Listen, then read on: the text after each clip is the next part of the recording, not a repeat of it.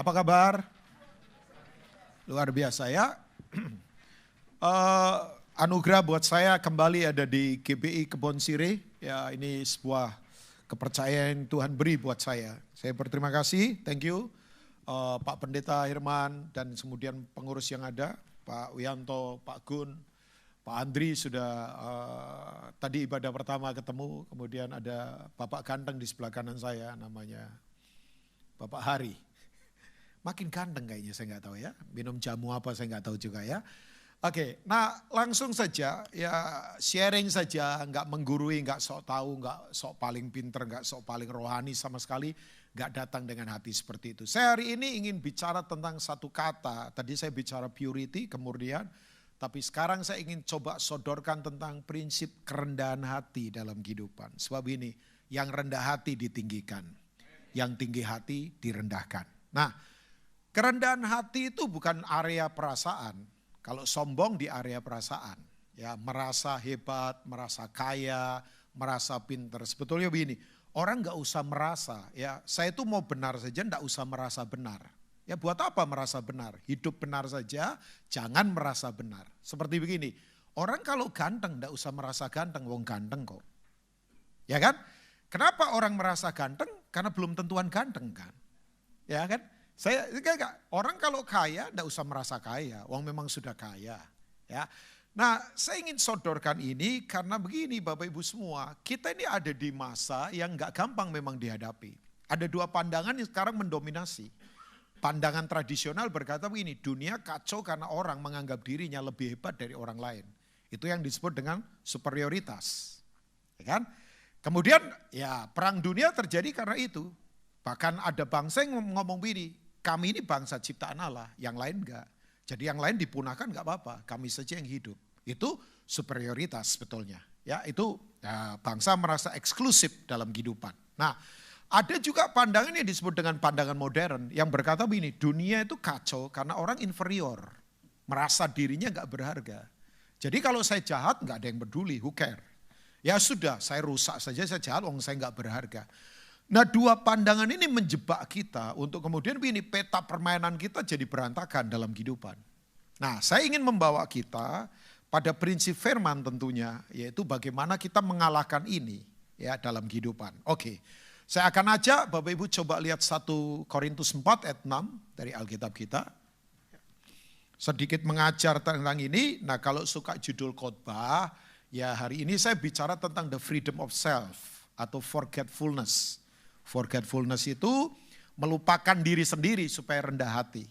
Ya, memang rendah hati itu luar biasa Bapak Ibu. Aneh loh rendah hati ya. Orang kalau merasa rendah hati justru tidak rendah hati. Jadi kalau orang merasa, wah saya ini rendah hati, itu justru enggak rendah hati. Ya itu yang disebut dengan orang jongkok tapi di atas gunung. Ya itu istilahnya ya, ada orang jongkok tapi di atas gunung tetap sombong juga ya. Oke, jadi begini, kerendahan hati itu unik Bapak Ibu. Yang saya tahu.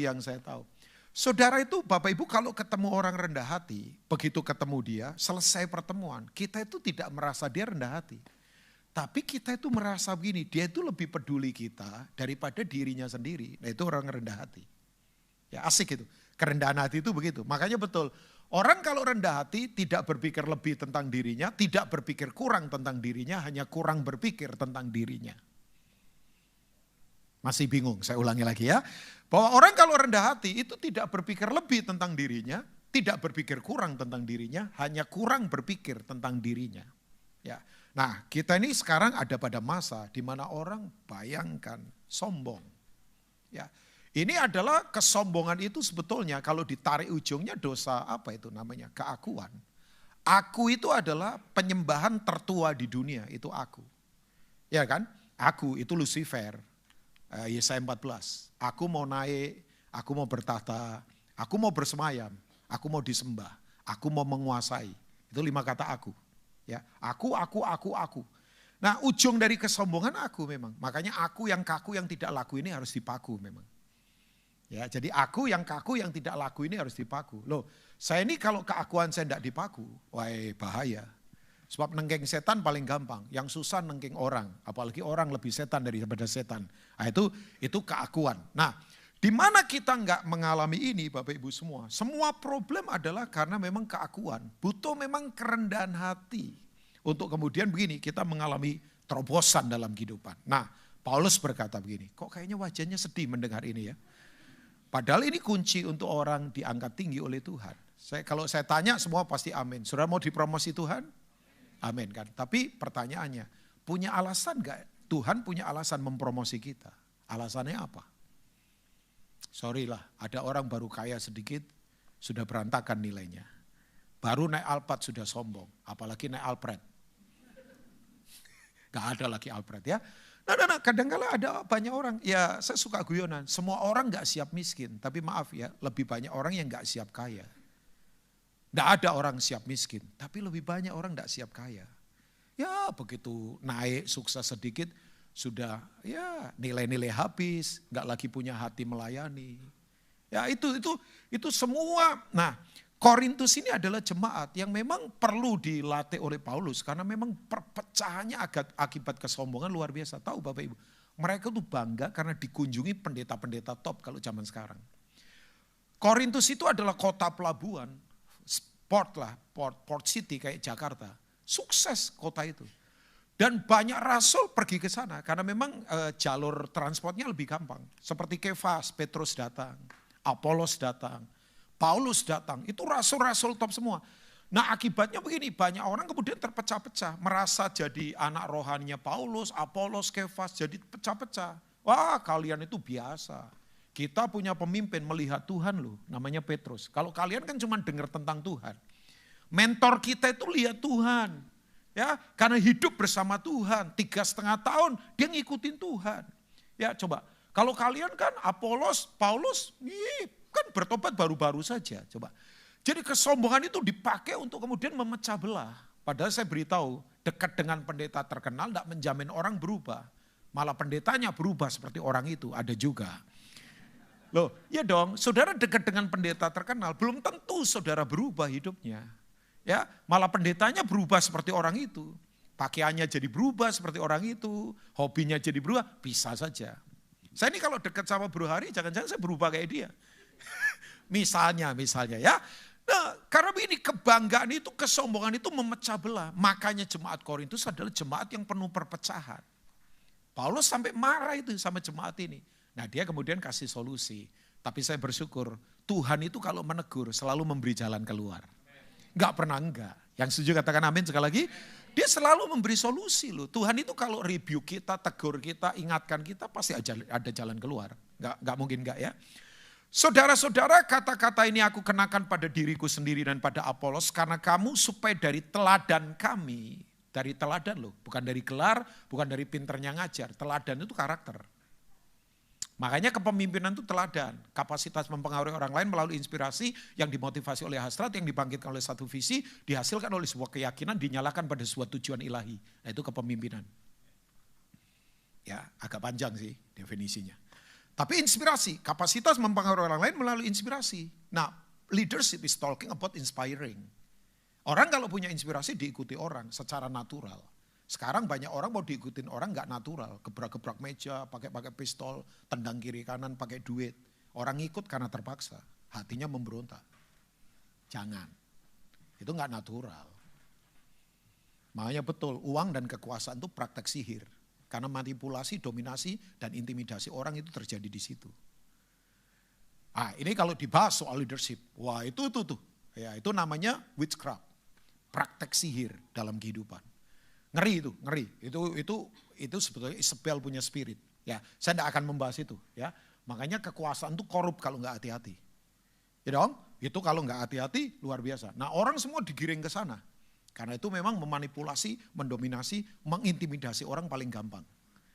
Nah itu tuh. Ya. Nah ini dia Bapak Ibu semua. Bahwa dari teladan kami, kamu belajar apakah artinya ungkapan, jangan melampaui yang ada tertulis. Mari baca ayat berikutnya, 2-3. Supaya jangan ada di antara kamu yang apa?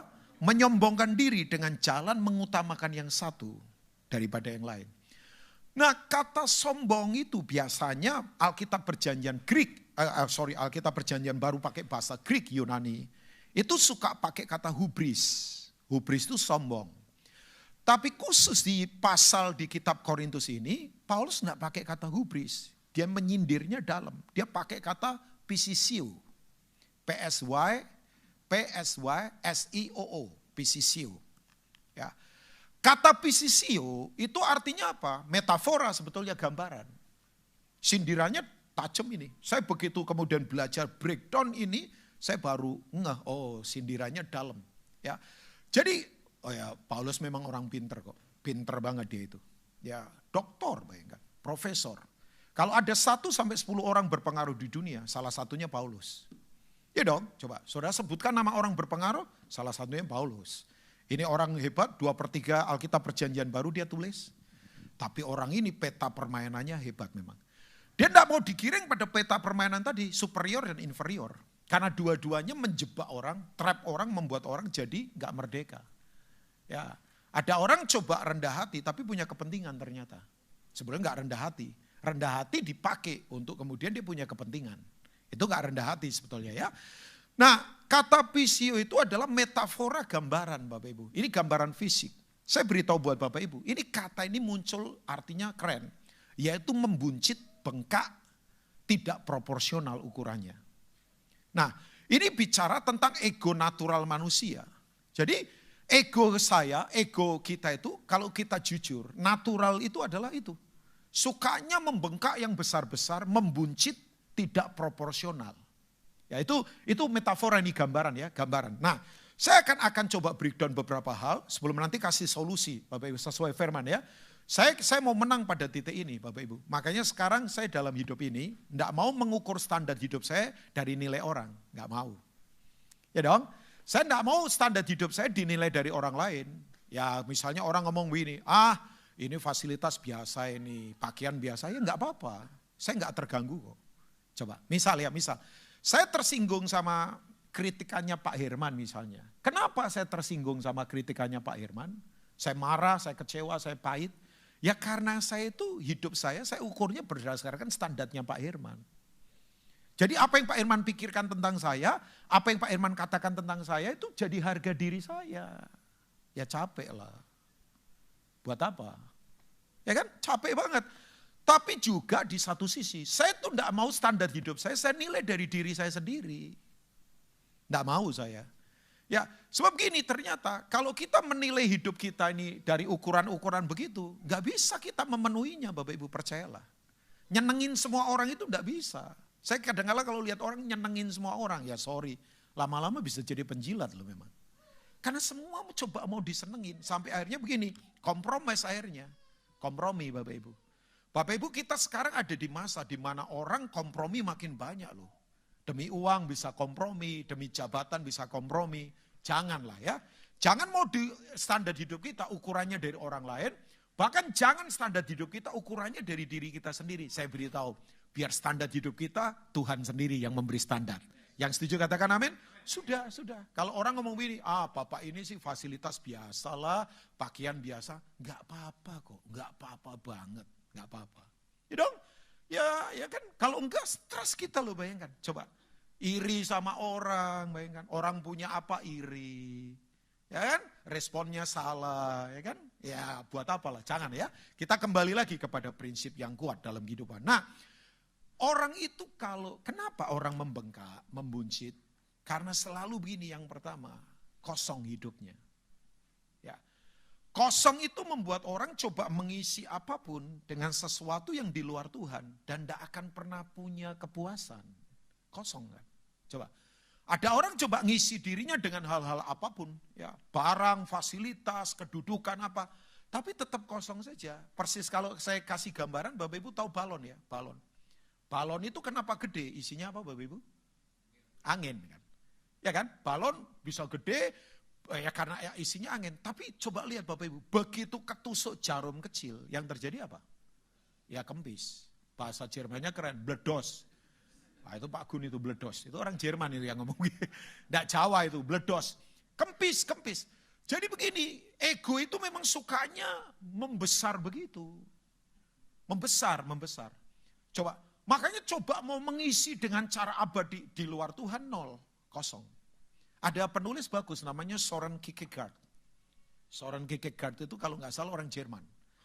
Itu dia punya buku terkenal, saya nggak tahu ada yang pernah baca buku ini atau tidak. Sickness unto Death. Kesakitan sampai mati. Ada yang pernah baca buku ini? Buku terkenal ini. Oh belum ya? Coba saja baca saja. Sickness unto Death. Jadi kesakitan sampai mati. Buku rohani. Ini Soren Kierkegaard ini salah satu pemikir Kristen bagus. Ya memang orang Jerman itu banyak yang dipakai Tuhan hebat-hebat lah. Ya pemikiran, ya di samping yang filsafat ngaco-ngaco juga banyak dari Jerman ya. Tapi dia berkata begini, orang coba ego itu selalu mau mengisi sesuatu di luar Tuhan, tapi tetap kosong. Kosong. Nah ini gambaran ya Bapak Ibu. Akibat kosong, yang kedua sakit. Ya, karena kosong itu tidak pernah terpuaskan, makanya sakit. Begitu disindir marah, kan begitu tuh. Ya, begitu egonya kemudian digelikitik begitu, gampang kecewa. Karena begitu, ego itu begitu. Seperti saya kasih gambaran Bapak Ibu ya. Saya itu kalau lihat 10 jari kaki saya, miracle loh. Coba, 10 jari kaki kita. Ya, saya suka lari. Ya larilah, lari-lari, olahraga lari gitu. Lari dari kenyataan, lari dari, enggak lah, lari, lari ya, lari. Kalau saya memikirkan 10 jari kaki saya itu, saya takjub, bayangkan. Berat saya sekarang 78 sekian, mau mendekati 79. Puji Tuhan sudah di angka 7 sekarang. Dulu di 8 digit loh, sudah saya turunkan ke digit 7. Ya, mau turun lagi ke 6, kayaknya susah lah, itu bagi Allah tidak ada yang mustahil sih memang ya. Bagi manusia itu mustahil, bagi Allah tidak. Karena butuh perjuangan berat untuk menurunkan itu. Ya, terus teman saya ngomong, kamu jangan 6 digit, nanti kelihatan orang yang gak diberkati katanya ya. Terlalu kurus nanti, terlalu apa begitu ya. Kita suka guyonan. Tapi Bapak Ibu tahu, saya kurang perhatian pada jari kaki-kaki saya. Kuat menopang begitu. Tapi satu kali saya pernah kesleo. Kemudian yang terjadi, jari kaki saya membengkak. Waktu membengkak karena tidak proporsional dengan ukurannya. Yang terjadi apa? Sakit, abses. Cenut-cenut. Yuk, kita kalau kesleo, ketusuk sesuatu, coba membengkakkan jari kaki kita. Ya, begitu membengkak, sakit kesleo. Ya, maksudnya begini, membengkak karena kesleo sakit kan. Nah, ego itu begitu Bapak Ibu. Kalau sudah membengkak, itu gampang sakit. Gampang sakit. Makanya ketika orang ngomong gak enak sama kita, gampang kecewa. Respon gampang salah. Karena ego itu maunya begitu, terus diperhatikan, terus buat dirinya, terus buat aku terus. Makanya betul, susah menangis buat orang lain, kalau belum berhenti untuk menangis buat diri sendiri. Ya, saya ulangi, saya itu tidak mungkin bisa menangis buat orang lain, wong saya sendiri belum berhenti buat menangis buat diri sendiri. Kalau dipaksa saya nangis buat orang lain jadi pemain sinetron. Pura-pura. Nah ego itu begitu. Nah yang berikutnya akibat kosong setelah itu sakit. Bapak Ibu tahu yang terjadi apa? Ego itu sibuk. Sibuk terus. Karena sibuknya memang cari citra diri. Sibuk.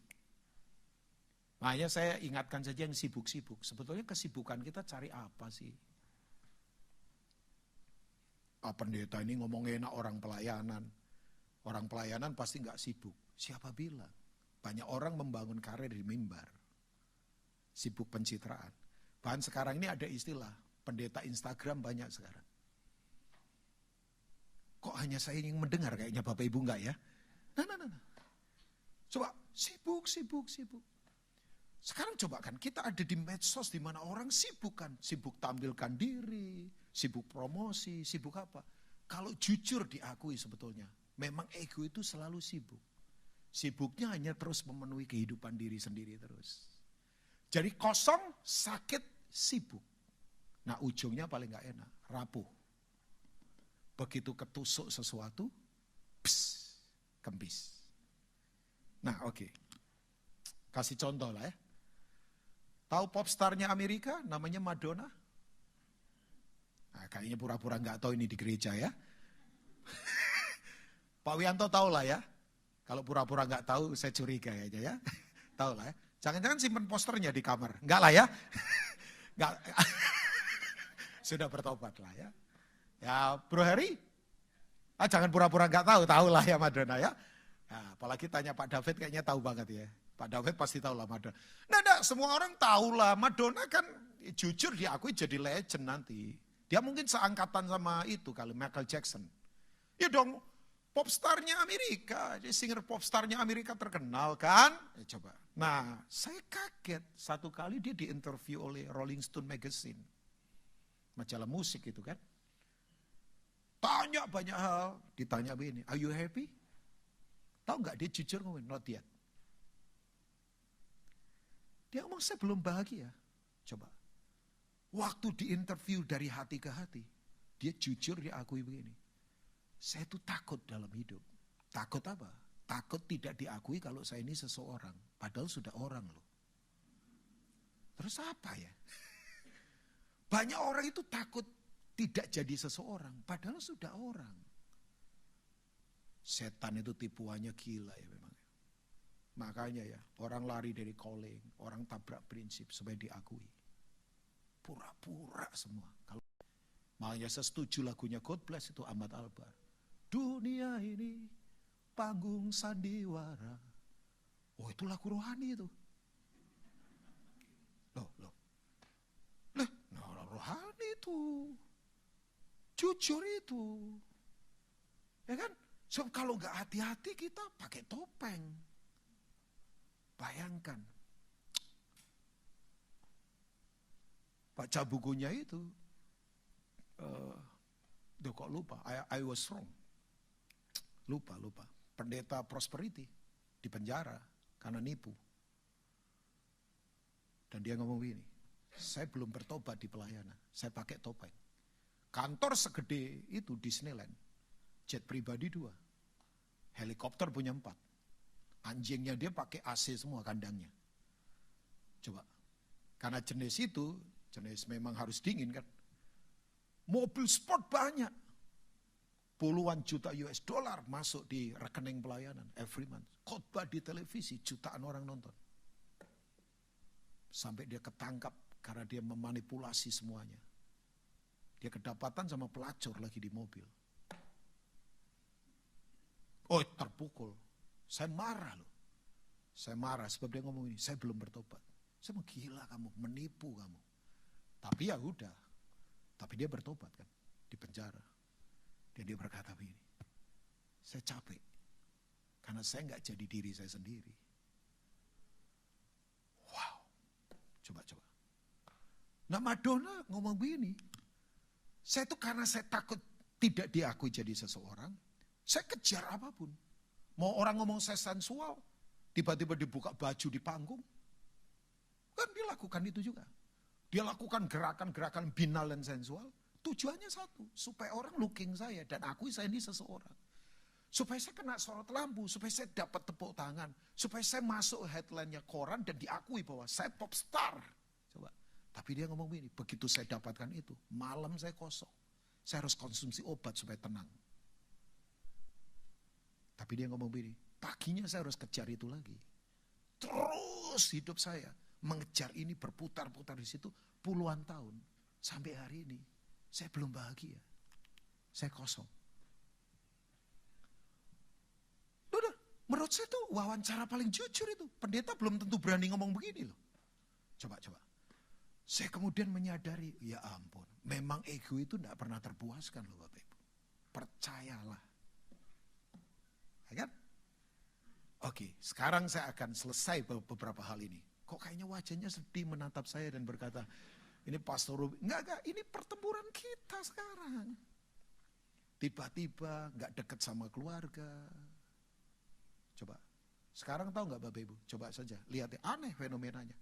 Orang kerja cari uang buat keluarga. Orang cari uang buat keluarga.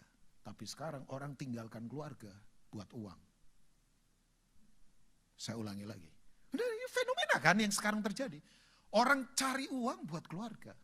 Tapi orang sekarang tinggalkan keluarga untuk uang. Waktu mau mati, menyesal. Kok saya tidak dekat sama keluarga ya? Terlambat.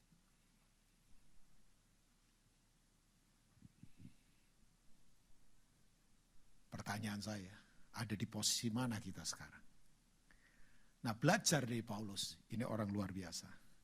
Oke, Saya langsung akan masuk bagaimana mentransformasi ego kita. Supaya ini dikalahkan ya, supaya kita menang. Menurut Paulus, ego itu biasa saja.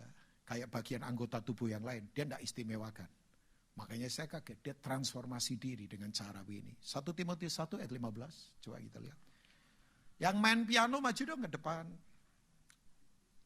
Khotbah begini kalau agak romantis paling enak ya, supaya nggak terlalu tegang kayaknya ya. Ya padahal saya sharing ini, sharing pertempuran kita. Bapak Ibu bukan pertempuran Bapak Ibu saja, ini termasuk pertempuran saya loh. Oh yes, sebab tidak semua atas nama pelayanan itu pelayanan kan. Makanya jangan kaget ada pendeta jatuh karena uang, karena tahta, karena kekuasaan, karena apa saja. Karena memang ego ini kalau nggak ditanganin secara tuntas, problemnya terus di situ terus. Ya. Nanti baperan, tersinggungan, pemarah, emosional, suka ngukur orang asumsi. Lihat orang badan hitam gede, kumisan langsung berpikir jahat ini. Padahal belum tentu. Ada orang gede hitam, kumisan tebal, ternyata hatinya tweety. Ada juga, ya kan? Ya dong. Ya maksudnya hatinya lembut begitu. Ada orang culun-culun, ketawa-ketawa cengengesan, ternyata monster hatinya. Ada juga. Nah itu karena kita nggak menangani semua yang di dalam dengan benar dalam kehidupan kan. Kita tergiring, bayangkan bangsa kita itu sekarang lagi diobok-obok perasaannya. Tergiring ke sini, dibenturin. Wah, makanya sebagai pendeta saya ingatkan jemaat, kalau dapat broadcast itu jangan langsung copy paste kirim yang lain. Enggak menguasai materi. Kita teraduk-aduk perasaan, gampang digiring ke kiri, ke kanan. Bayangkan, padahal roh Tuhan ada di dalam kita loh. Hikmat ada di dalam kita. Yang setuju katakan amin. Kalahkan semua yang gak perlu. Ya. Nah Paulus berkata begini, saya suka transformasi dirinya ini. Nah ini dia. Perkataan ini benar dan patut diterima sepenuhnya. Kristus Yesus datang ke dunia untuk menyelamatkan orang berdosa. Yang percaya katakan amin. Ini penebusan. Semua kita sudah ditebus oleh darah Yesus. Amin. Istilah penebusan istilah apa? Istilah bisnis. Investor tidak mungkin tebus sesuatu kalau nggak punya nilai. Dari nilai ini dapatkan profit. Pebisnis tebus tanah, karena tanah itu punya nilai. Dari nilai itu dapatkan profit. Nah ini sama, kalau ditebus itu berarti keluar biaya untuk punya nilai. Karena ada yang nilai. Makanya Bapak Ibu kalau Tuhan tebus kita, berarti kita punya nilai. Kita bukan orang-orang biasa. Bayangkan, makanya jangan gampang dikalahkan sama yang lain kan. Nah saya kaget. Ayat berikutnya berkata begini, orang hebat ini memang. Peta permainannya digiring pada peta permainan berbeda dari dunia. Ini kerendahan hati. Coba lihat ayat yang ke berikutnya. Tetap ayat ke-15 tadi kan belum selesai tadi. Boleh di screen? Nah ini, thank you ya. Dan di antara mereka, akulah yang paling berdosa. Bapak kalau lihat sepintas kata-katanya biasa, tapi enggak. Dia tidak berkata begini, Kristus datang menebus orang berdosa di antara mereka. Aku dulu yang paling berdosa. Enggak, aku yang paling berdosa, present tense. Dia pakai kata sekarang. Dia tidak mau sombong. Dia tidak mau berkata, oh dulu aku penjahat, dulu aku penganiaya jemaat, dulu, enggak. Sekarang ini aku penuh kekurangan. Sekarang aku sadar bahwa hanya karena Tuhanlah aku menang. Dia lagi bantai sendiri egonya ini Bapak Ibu. Padahal dia sudah memuridkan Timotius. Karena ini surat diberikan buat anak rohani yang hebat. Namanya Timoti. Ya. Jadi inilah transformasi yang dia kerjakan dalam kehidupan. Dia tidak mau dirinya dinilai oleh orang lain. Dia tidak mau dirinya dinilai oleh dirinya sendiri. Dia menganggap bahwa begini. Nilai hidupku itu sudah Tuhan bukan yang lain. Hari ini saya ingatkan saja. Kalau ada yang lagi berat, udah jangan kecewa lah. Ya, yang lagi susah, jangan gampang pesimis, jangan gampang putus asa. Yang mau katakan amin? Memang gak gampang, tapi yang lagi hebat jangan sombong. Jangan mau hidup kita diukur standarnya dari orang, bahkan dari diri sendiri, jangan. Nah sekarang, yang dia mau, ya, yang Paulus nasihatkan buat kita, dia giring pada sebuah hal yang sungguh luar biasa. Coba ke 1 Korintus 4 lagi tadi.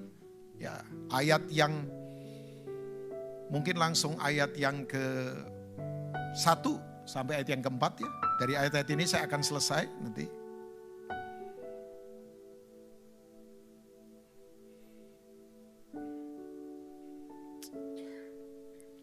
Memang kerendahan hati itu luar biasa ya. Mati pada diri sendiri sih. Sebab begini, kata kunci kekristenan kan sangkal diri dan pikul salib tiap hari. Katakan tiap hari Bapak Ibu. Bukan tiap minggu, apalagi tiap tahun. Jangan, tiap hari memang. Sangkal diri dan pikul salib. Kalau kita jujur ya, persoalan-persoalan kita. Kenapa orang kecewa? Ya karena begini, tersinggung sama orang lain. Kenapa orang sombong? Karena merasa dirinya lebih hebat dari orang lain. Makanya sifat dari kesombongan itu selalu kompetitif. Kan tadi saya sudah katakan ya, orang kaya belum tentuan sombong loh, belum tentu. Ada orang bergelar hebat belum tentu sombong, belum tentu Pak Herman. Belum tentu, makanya jangan berasumsi, oh kaya itu sombong, belum tentu. Karena sombong itu di perasaan, kalau rendah hati di keputusan. Saya tuh kalau lihat orang ya hebat tapi putuskan turun ke bawah, wah itu rendah hati. Kalau kesombongan kan di perasaan. Makanya sifat dari kesombongan, ego itu selalu kompetitif. Merasa paling benar, merasa paling kaya, merasa paling pinter. Coba, makanya ada orang miskin tapi tetap bisa sombong. Karena merasa punya pengalaman, dinasihati susah. Kan bisa ya. Perasaan itu tuh, ya kan? Coba, makanya saya selalu ngomong begini, udah gak usah merasa benar. Saya tuh gak mau merasa bahwa saya lebih benar daripada misalnya Pak David misalnya. Misalnya. Saya merasa lebih rohani dari dia. Enggak lah.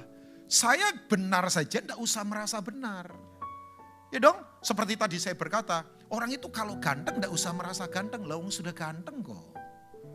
Loh kalau orang ganteng kan gak merasa ganteng. Buat apa merasa ganteng sudah ganteng kan? Ya kan? Artinya itu. Jadi kompetitif itu begitu tuh. Selalu merasa lebih hebat daripada orang lain. Coba tes kecil saja. Kalau misalnya kita itu lihat orang lain sukses. Coba, senengnya kita itu sampai begini gak? Bahwa suksesnya itu seperti kita yang alami. Bukan hanya dia yang alami. Ya kayak tadi ibadah 1 kan saya sudah kasih contoh ya. Misalnya bro hari ini sukses. Saya tuh senengnya seperti saya yang mengalaminya. Bukan hanya dia. Nah kalau kita belum pada titik seperti itu, ya berarti memang ego mesti perlu terus dilatih. Ya, sebab kalau ini nggak ada pada kita, pertumbuhan iman nggak akan kuat dalam kehidupan. Coba, saya mau tanya buat Bapak Ibu semua, Yesus jadi Tuhan jadi manusia hebat nggak Bapak Ibu? Ya, hebat. Tapi begini. Kehebatannya Yesus itu bukan karena dia Tuhan jadi manusia. Saya ulangi, kehebatannya Yesus itu bukan karena dia Tuhan jadi manusia. Kehebatannya Yesus itu adalah dia Tuhan mau jadi manusia. Nah itu kehebatannya. Kemauannya jadi manusia itu yang hebat. Kalau kemampuannya jadi manusia gampang, wong dia Tuhan kok. Loh Tuhan itu mau lakukan apapun bisa, wong dia Tuhan. Yang setuju katakan amin. Dia mau kerjakan apapun. Jadi Tuhan mampu jadi manusia itu biasa. Tapi Tuhan mau jadi manusia. Nah itu luar biasa. Beda loh. Ya kan? Kalau kemampuannya dia jadi apa saja biasa dia Tuhan.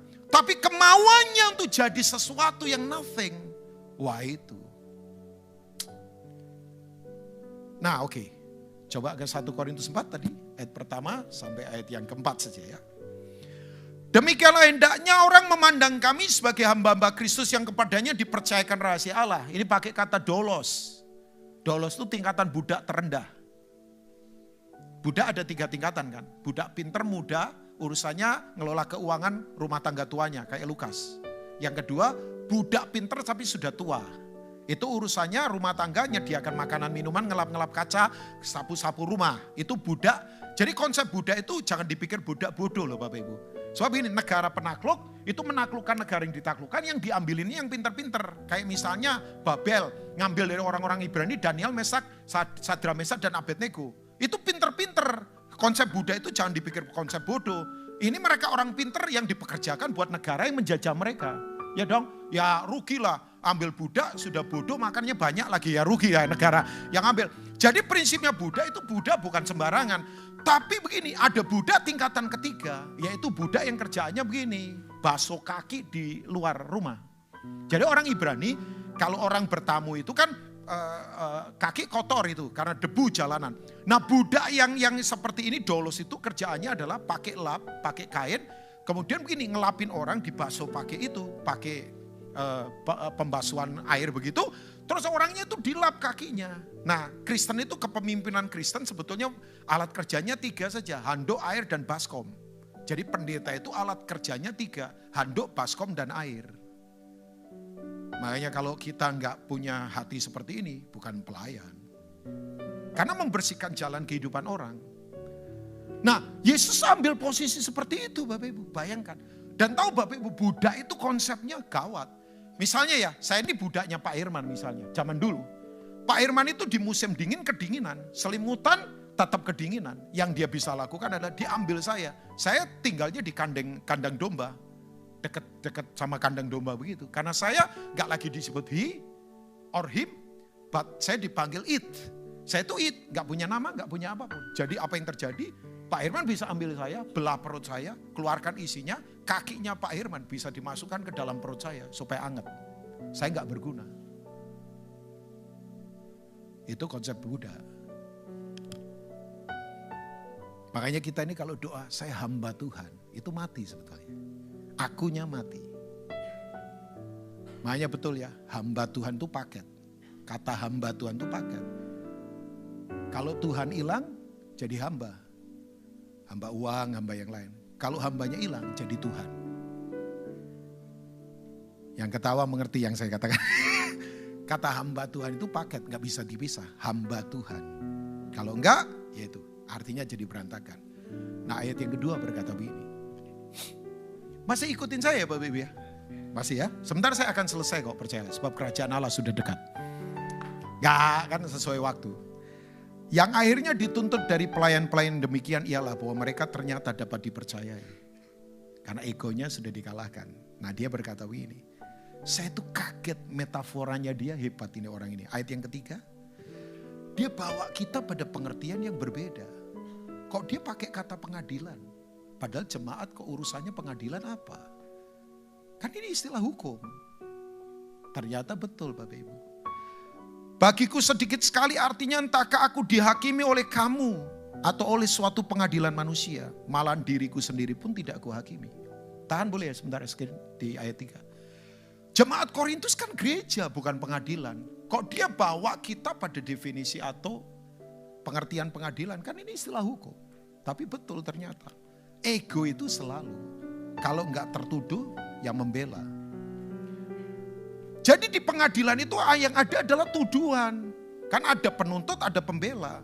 Hidup kita itu selalu begitu kan. Kalau ego enggak pulih selalu begitu. Ah kamu itu jelek. Ah kamu itu enggak ada apa-apanya. Makanya kita coba mau membuktikan. Saya itu hebat kok. Saya itu luar biasa kok. Ah kamu itu dituduh. Dituduh membela tertuduh. Terus begitu. Ah kamu itu loh. Ya kan? Sudah. Sampai orang digencat minder di situ. Coba. Saya dulu punya teman. Cantik. Kebanggaannya adalah hidungnya. Karena hidungnya mancung kayak betet. Oh cantik jadi bunga kampus. Satu kali turun dari angkutan kota. Kepleset karena hujan rintik-rintik. Jatuh, begitu jatuh gak sempat nopang pakai tangan. Langsung ke aspal, blek. Nah yang paling menonjol adalah hidungnya kan. Jadi hidungnya patah.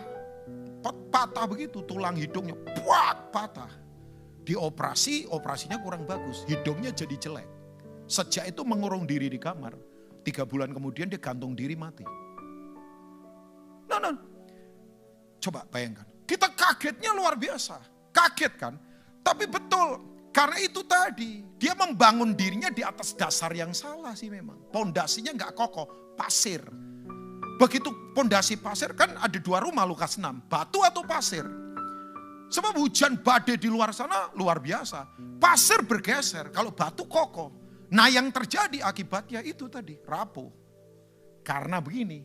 Dia ada di pengadilan terus. Wah kamu itu hebat kalau keren. Kamu itu hebat kalau cantik. Kamu itu hebat kalau kedudukanmu tinggi. Kamu itu hebat kalau bisa kajar begini. Kamu itu hebat kalau target terpenuhi. Kamu itu hebat.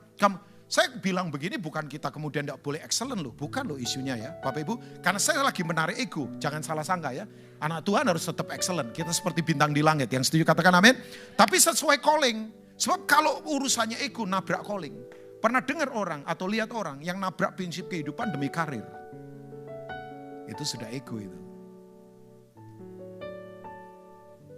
Oke. Yang saya kagum dari Paulus. Saya tidak mau diadili. Sebab kalau ada di gedung pengadilan terus, kita capek Bapak Ibu. Nah dari hati yang paling dalam as minister. Yuk Bapak Ibu jangan ada di gedung pengadilan terus lah. Capek. Tertuduh membela, tertuduh. Bela diri, tertuduh membela. Terus di situ hidup kita. Sebab saya beritahu, Yesus sudah diadili buat kita. Amin. Yuk keluar dari gedung pengadilan hari ini. Jangan mau tertuduh terus. Nah yang saya suka, nah ini saya tutup dengan ini. Yang saya suka dalam Tuhan Yesus. Vonis menentukan performa. Jangan performa menentukan vonis. Hampir banyak kepercayaan ngomong begini. Kamu itu harus hebat dulu, excellent dulu, luar biasa dulu. Baru kamu jadi hebat. Enggak. Tuhan sudah beri kita vonis. Dia sudah mati buat kita. Makanya vonis menentukan performa. Bukan dibalik, performa menentukan vonis. Kita nanti sebentar akan Holy Communion ini. Perjamuan kudus. Bapak Ibu tahu ini harganya. Gak main-main. Nyawa dia beri buat kita. Oke, saya beri beberapa ayat. Yang menjadi ayat kekuatan saya. Roma 8 ayat 1. Coba kita lihat. Kalau ada yang di sini lagi gagal. Ya tadi saya katakan, jangan pesimis, jangan kecewa. Jangan berantakan, jangan. Saya tipikal orang yang pembentukannya gak gampang. 8 bersaudara, papa saya bangkrut SMP kelas 3. Saya harus kerja di pasar untuk biaya sekolah. Oh iya. Ya saya bisa putuskan untuk hidup saya berantakan. Sekeliling saya pemusik semua, saya dulu pemusik. Bayangkan. Orang kacau semua sekeliling saya. Sampai teman-teman saya logik ngomong begini, Bin. Kamu mau mempertahankan apa? Rusakkan saja dirimu. Ya sudah. Kamu mau mempertahankan apa? Tapi saya putuskan enggak. Begitu saya tahu vonis dari Tuhan. Wah saya sadar siapa diri saya. Oh, iya. Nah saya bagikan ini ayat-ayat yang menguatkan saya. Coba ini dia. Bapak Ibu ini ayat buat kita loh. Oke baca sama-sama yuk 2, 3. Demikianlah sekarang. Kapan Bapak Ibu? Kapan Bapak Ibu? Coba, tidak ada penghukuman bagi mereka yang ada dalam Kristus Yesus. Yang percaya katakan amin. Tuhan tidak hukum kita. Oke, satu ayat lagi. Lukas 3 ayat 22. Ini ayat favorit saya juga. Ini vonis. Yang Tuhan beri buat kita. Saya selesai dengan ayat ini. Ya, supaya kita sungguh menyadari siapa identitas kita. Lukas 3 ayat 22. Berharap gak salah ayat sih. Baptis. Saya mau tanya buat Bapak Ibu, saya mau tanya. Yesus sudah memberi makan ribuan orang belum? Belum. Yesus sudah bangkitkan Lazarus? Belum. Yesus belum memulai pelayanan. Belum apa-apa. Makanya saya beritahu kita itu lebih penting daripada yang kita lakukan. Yang kita lakukan penting, tapi kita lebih penting daripada yang kita lakukan. Makanya orang capek karena begini. Seringkali mengejarnya, yang dilakukan jauh lebih penting dari dirinya. Capek. Makanya tadi saya katakan hati-hati, langgar prinsip, langgar calling, langgar apa saja supaya diakui. Janganlah. Ya, coba, nah ini dia, ini ayat luar biasa. Dan turunlah Roh Kudus dalam rupa burung merpati ke atasnya. Dan terdengarlah suara dari mana? Ini highest authority dari langit, bukan dari bumi. Bukan dari organisasi manusia, bukan dari sinode gereja. Tapi dari langit, from heaven. Dari langit, otoritas tertinggi yang tak terkalahkan. Yang setuju katakan amin. Mari baca sama-sama, ini ayat terakhir. 2, 3 kuat. Engkaulah anakku yang kukasihi, kepadamulah. Coba. Belum bangkitkan orang mati, belum beri makan ribuan orang. Belum celikan mata orang buta, belum lakukan apapun. Bapaknya ngomong, aku sayang engkau, aku berkenan kepadamu. Vonis mendahului performa. Jadi hari ini, apapun keadaan kita, saya hanya ingatkan, dia sayang kita.